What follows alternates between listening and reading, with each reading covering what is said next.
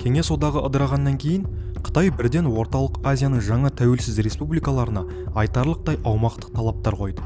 Айта кету керек, егер қиыр шығыста Қытайдың Ресеймен территориялық дауы кезінде шағын аралдар сарапқа салынған болса, онда Орталық Азияда Қытай бір кездері жоңғар хандығының құрамына кірген барлық жерлерді талап етті. Ал бұл шығыс Қазақстан мен солтүстік Қырғызстанның басым бөлігі еді. Ешкім мұндай аумақты оларға бермейтінін түсініп, Қытай билігі біртіндеп тәбетін бәсеңдетті. Бірақ аумақтық шағымдар әлі де ондаған мың шаршы шақырымды құрады. Атап айтқанда, қытайлықтар қазақстандық даулы 34 мың шаршы шақырымды бөліске салуды талап етті. 1990 жылдары Қазақстан шекарада жаңа қақтығыстардың туындауын күтпей, Бейжіңмен барлық шекара мәселелерін шешуге асықты. Территориялық мәселені шешу үшін Қытайға 2 рет жеңілдік жасауға тура келді. 1994 жылы Қытай мен Қазақстан шекара туралы шарт жасасты. Ол бойынша қытайлықтар 946 шаршы шақырым аумақты алды. 1997 жылы Нұрсұлтан Назарбаев Қазақ-Қытай шекарасын демаркациялау туралы түпкілікті уағдаластықтарға қол жеткізді. Ресми мәліметтерге сәйкес Қытайға 407 шақырым аумақ берілді. Бірақ ешкім шарттың өзін ашық түрде көрген жоқ. Осыған байланысты алаңдаған қазақ жұртшылығы Қытайларға бірнеше мың шаршы шақырым берілді деген болжам жасайды. Қалай болғанда да, Қазақстан көршілес Қырғызстанда болғандай саяси сілкіністерді бастан кешірмей, Кеңес одағынан келген аумақтық мәселені шеше алды. Қытайға берілген аумақтардың арасында жергілікті көшпелі халықтар үшін сакралды болып табылатын Хан Тәңірі тауы да болды. Қырғызстанның тұңғыш президенті Асқар Ақаев та Қытайлармен келісуге мәжбүр болды. 1999 жылы Бішкек пен Бейжің өзен Куш даулы учаскесі бойынша келісімге келді. Нәтижесінде Қытай 161 шаршы шақырымды алды. Бұл олардың бастапқы талаптарының 39%-ын құрады. Тараптар бұл шешімге риза болды.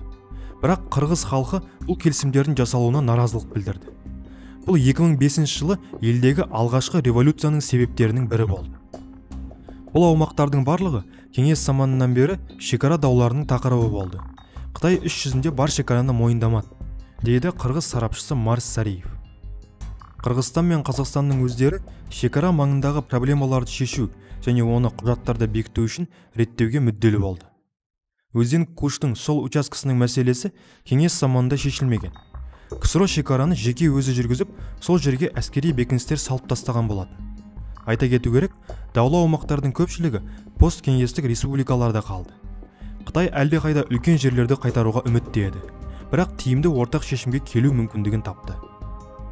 Қытай өсіп келе жатқан супер держава, және біз онымен шекара мәселелерін шешуіміз керек еді. Болашақта Қытайда мұндай аумақтық шағымдар болмайды деп ойлаймын. Тәжікстанның немесе Шри-Ланканың үлгісі бойынша орасан зор мемлекеттік қарызға байланысты Қытайларға өз территориясын төлеуге тура келеді деген алаңдаушылықты ескерсек те, бұл оған жетпейді деп ойлаймын. Егер біз пайызбен төлейтін болсақ, Бейжің қарызды төлеудің уақытын ұзартуға келісті, деп қырғызстандық сарапшы Марс Сариев Қырғызстан-Қытай қарым-қатынасын бағалап отыр. Орталық Азиядағы аумақтық концессиялар мәселесі ең ауыр тақырыптардың бірі болып табылады. Көбінесе жергілікті тұрғындар арасында Қытайлардың көбеюіне байланысты үлкен фобия бар. Адамдар Қытайға неғұрлым жақын өмір сүрсе, соғұрлым алаңдаушылығы арта түседі. Қазақстанда қытайлық компанияларға ауыл шаруашылығы жерлерін жалға беру бойынша жобалар талқылау сатысында тоқтатылып, сәтсіз аяқталды.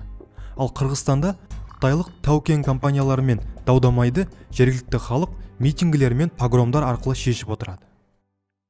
Бұл реакция ішінара Пекиннің Шыңжаң ұйғыр автономиялық округінде тұратын мұсылмандарға қатысты саясатына байланысты. Батыстық бұқаралық ақпарат құралдарында жергілікті халықтарды қайта тәрбиелеуге мәжбүрлеп орналастырылған еңбек лагерлері туралы ақпарат жиі көрініс табады. Орталық Азия елдерінің өздері барған сайын Қытайға экономикалық тәуелділікке ұшырап жатыр. Атап айтқанда, қайтара алмайтын миллиардтаған долларлық несиелерді үнемі алып отыр. Халық өздерінің жемқор үкіметтері несиелер үшін жермен төленеді немесе пайдалы қазбалар кен орын игеруге береді деп қатты қорқады. Мұндай прецедент Тәжікстанда болған.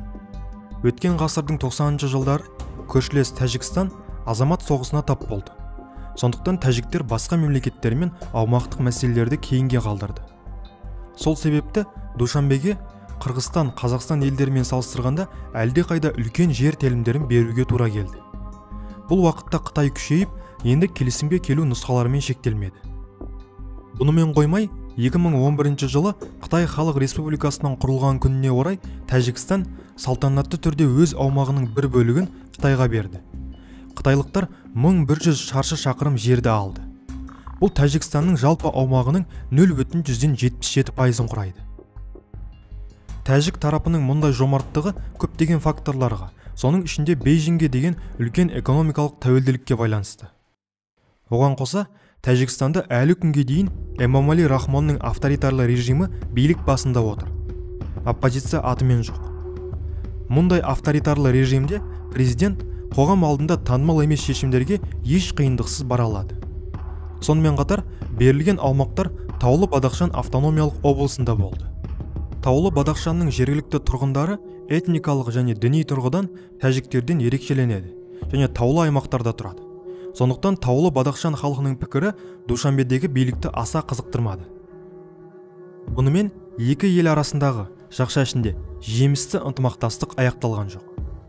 Тәжікстан жолдар, жылу электр орталықтарын және басқа да инфрақұрылымдар салуға Қытай несиелерін алды. Кедей елдің төлейтін ештеңесі болмады. Нәтижесінде қытайлық компанияларға Верхний Кумарк алтын кен орны берілді. Бұған дейін қытайлықтар Тәжікстандағы басқа алтын, күміс және көмір кен орындарын игерген болатын.